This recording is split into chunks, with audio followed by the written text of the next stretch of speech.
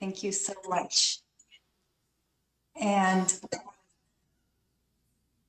I hear, can you see my screen? Yes. Okay.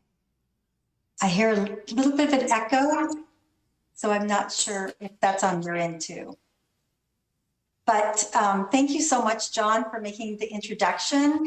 And I want to say that Italy holds a very close place in my heart because my daughter, who's now 34, was a Rotary exchange student in Italy for an entire year and has a very special family that she visits quite often. So that tie-in between Italy and Rotary is always there for me. And as John mentioned, my focus is to try to start with everyone getting started with a commitment. And that is something that we all need to focus in on, because Rotary is perfectly positioned to be a leader in climate action, because we as Rotarians have a long history of tackling huge challenges like we've done with polio. And now what we need to do is we need to focus on new commitments with the biggest challenge of our lifetime, which is climate change. And as John mentioned, we have actually almost close to 700 clubs in 92 countries that have both taken action as far as making a commitment for the Global Climate Pledge and or been signed up for the Rotary Climate Action Team Network. So it's about making that first step of committing to climate action. In addition to that, we have over 6 districts that have also signed.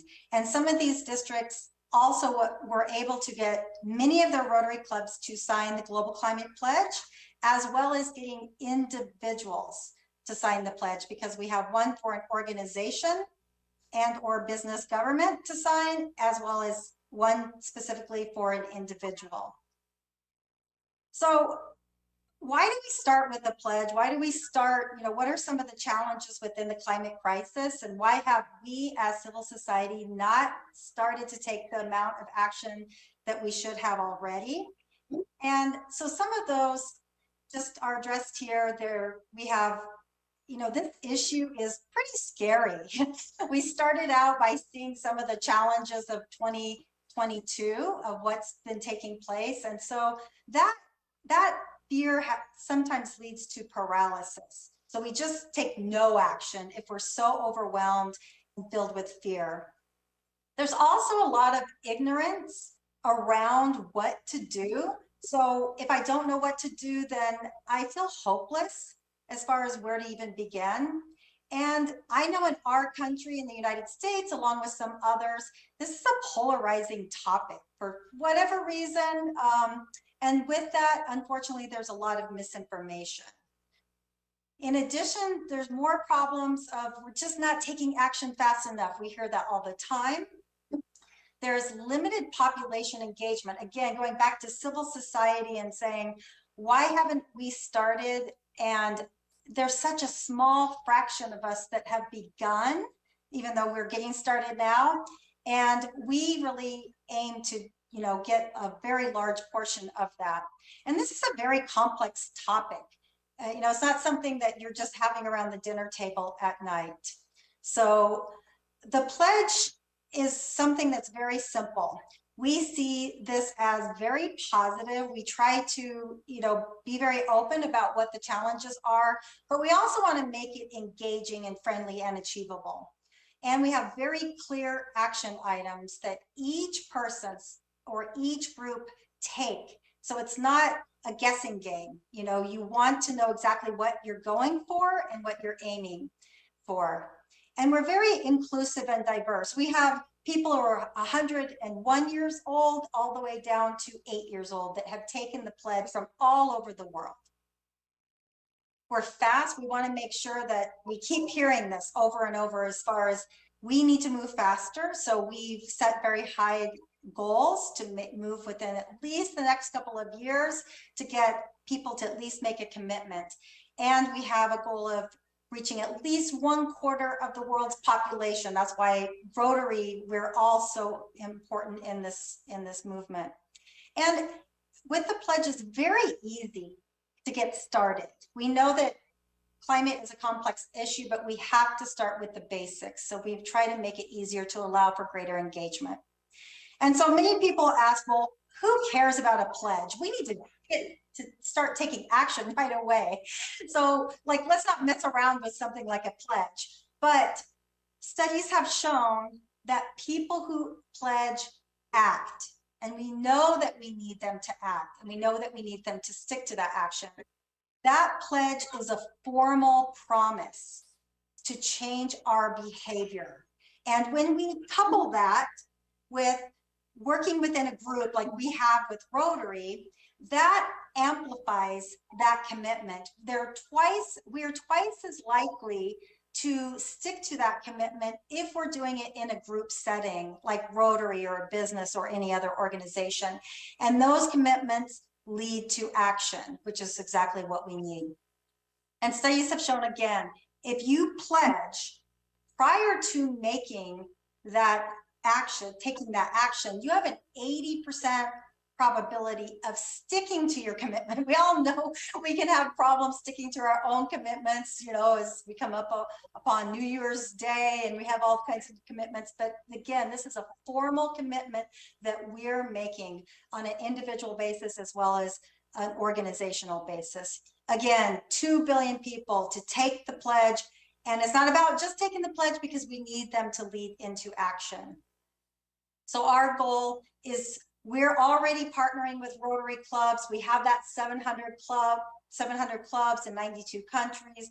We're already collaborating and creating climate-focused programs and toolkits. We've hosted and been part of district-wide events. And we also touch, you know, this touches upon all 7 areas of focus. So we encourage you to sign the Global Climate Pledge at globalclimatepledge.com. But one of the more important parts here is that the most challenging, you know, this Rotary is really leading the way with a groundbreaking and comprehensive policy. And this new policy speaks to 3 areas and 8 targets. So number 1, we're protecting the environment. We're taking action amongst the climate crisis. And something that's really important that we've already touched upon is we're addressing environmental inequalities. So these are what we might call our marching orders, not unlike polio eradication. So this 3rd goal is so critical, as you can tell from the discussions of the COP27. And with that, we have this really special 2nd level of commitment that we want each of you to take. And it's the CZ Manifesto. I took this last night. I just cried reading this. It was so beautiful. So if you haven't downloaded this and signed it, I encourage you to do so. It's based upon the environmental and cultural qualities of what we just heard of St. Francis of Assisi. And it does focus on the climate inequality. And it's already been shared with Italy and beyond, but please share it with all of your Rotary members, all of your Rotary clubs. And it's something that we all want to make that extra commitment towards social equality and environmental equality. And it starts with optimism. Optimism is a strategy for making a better future, because unless you believe the future can be better, you are unlikely to step up and take responsibility for making it so. So let's all step up. Let's take action. I ask each of you to, number 1, sign the Global Climate Pledge. Here's a QR code. And again, it's globalclimatepledge.com. And you can do it as an organization and as an individual. And please sign the STC Manifesto. It's something where it's beyond taking an action as far as the Rotary, or as far as a climate action. It's also making sure that you're committing to making sure that there are those environmental equalities and social justice issues that are a part of that. So I want to thank you so much for letting me be part of speaking here with you today. And